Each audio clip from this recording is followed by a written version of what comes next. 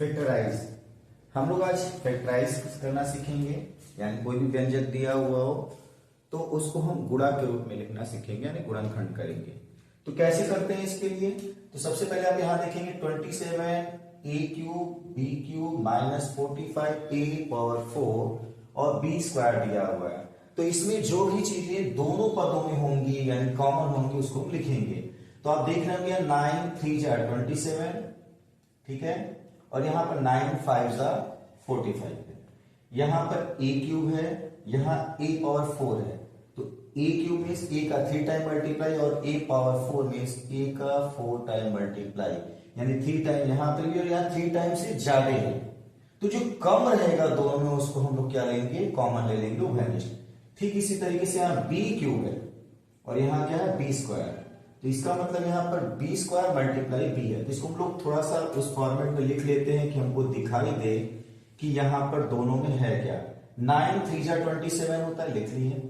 a cube है तो इसको हम a क्यूब को a मल्टीप्लाई a लिख सकते हैं। b क्यूब को हम लोग b मल्टीप्लाई b भी लिख सकते हैं, माइनस है लिख लेते हैं। 45 अगर इसका भी हम फैक्टर करें तो 9 मल्टीप्लाई 5 आएगा फैक्टर, और प्राइम फैक्टर करें 3 मल्टीप्लाई आएगा, ठीक है। तो हम इसको 9 मल्टीप्लाई 5 लिख लेते हैं। a पावर 4 को भी इसी तरीके से मल्टीप्लाई के रूप में a मल्टीप्लाई 4 है तो 4 टाइम। b स्क्वायर है, स्क्वायर है 2 टाइम मल्टीप्लाई, इसको हम लिख लेते हैं। अब ध्यान से देखिए तो 9 यहां पर भी है, ठीक है, और दूसरी जगह पर भी आपका 9 दिया हुआ है, इसको हम लोग क्या करेंगे? कॉमन ले लेंगे। a 1 टाइम 2 टाइम, इस तरीके से आप समझने के सिंबल लगा सकते हैं, और जो दोनों जगह पर रहेगा उसी को हम केवल सिंबल लगाएंगे और उसी को हम लोग क्या करेंगे? कॉमन लेंगे। अब a तो यहां खत्म हो गया, बचा b। यहां पर भी यहां पर b 3 टाइम रहना चाहिए था, 3 टाइम है तो 1 टाइम और लिख लेते हैं ये। तो b यहां पर 1 टाइम और यहां पर 1 टाइम, फिर यहां पर दूसरा और ये दूसरा। अब b भी खत्म हो गया। तो दोनों में जो भी चीजें थी हम लोगों ने मार्क कर लिया। अब इसी को हम लोग क्या करेंगे? बाहर लिखेंगे। तो 9 बाहर लिखेंगे, a 1 बार 2 बार 3 बार लिखेंगे, और क्या है? b 2 बार है लिखेंगे। जो बच गया उसको हम अंदर लिखेंगे। बचा क्या? यहां पे 3 बच रहा है और यहां से देखेंगे यहां तक खत्म, b बच रहा है, इसको लिख लेंगे, माइनस। यहां पे आपका 5 बच रहा है, 5, इसको लिख लेते हैं, और यहां पर आपका a बच रहा है, इसको लिख लेते हैं, ठीक है। तो ये मेरा कॉमन हो गया। कॉमन हो गया तो अब जो बचा हुआ है वो आपका ही आंसर है।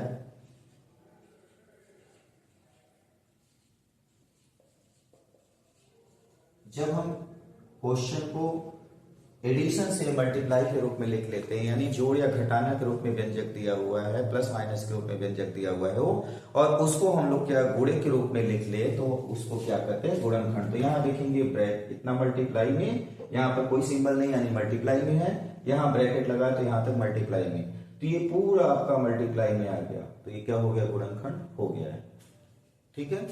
चलिए एक और क्वेश्चन हम लोग इसी तरीके से देखते हैं।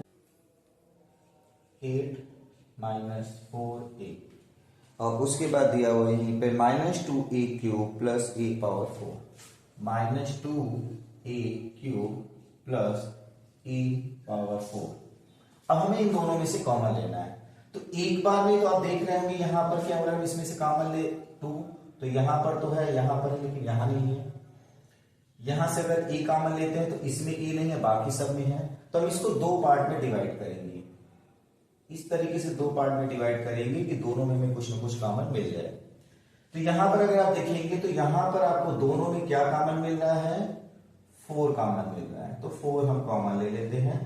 तो 4 कॉमन लेंगे तो यहां पर 4 2 जा 8 है, क्या है? 4 2 जा 8, पहले हम लोग लिख लेते हैं उसी तरीके से। तो 2 मल्टीप्लाई 4 माइनस 4a, यहां से -2 है, a क्यूब को हम a क्यूब लिख सकते हैं, और यहां पर a क्यूब और इंटू a भी लिख सकते हैं। चाहे तो हम इसको a को 3 बार भी लिख सकते हैं, लेकिन छोटी घात के रूप में, जो छोटा घात हो उस रूप में भी हम इसको लिख सकते हैं। अब अगर ध्यान दें तो यहां पर दोनों जगह पर 4 है, तो हम दोनों जगह से क्या लेंगे? 4 कॉमन ले लेंगे। यहां पर अगर 4 कॉमन लेंगे तो अंदर क्या मिलने वाला है? 4 कॉमन, यानी डिवाइड कर देंगे, अंदर बचेगा 2, लिख देते हैं, ठीक है। फिर यहां पे क्या कॉमन मिल रहा है, -4a, 4 कॉमन तो बचेगा क्या, a, सिंबल कोई कॉमन है तो क्या मिलना है, माइनस। ठीक है, ब्रैकेट यहां पर हम लोग बंद कर देते हैं, यहां पे प्लस था। अब इन दोनों में ध्यान दीजिए क्या कॉमन मिल रहा है, तो आप देखेंगे यहां पर a क्यूब कॉमन मिल रहा है, क्या कॉमन मिल रहा है, a क्यूब। ठीक है, तो a क्यूब हम लोग कॉमन ले लेते हैं। यहां पर कोई कोई सिंबल लगाना है, या तो प्लस कॉमन लेना है या माइनस। तो अगर आप ध्यान से देखें तो यहां पर मेरा माइनस है, यहां पर प्लस। अगर हम यहां से माइनस कॉमन ले लेते हैं, इन दोनों पदों में से, टर्म में से कॉमन ले लेते हैं, तो जब भी हम किसी टर्म से माइनस कॉमन लेते हैं तो उसका अपोजिट सिंबल, माइनस कॉमन लेंगे तो माइनस का यहां पर पहले से माइनस है तो माइनस का अपोजिट क्या होगा, प्लस। वो सिंबल अंदर यहां पर आ जाएगा।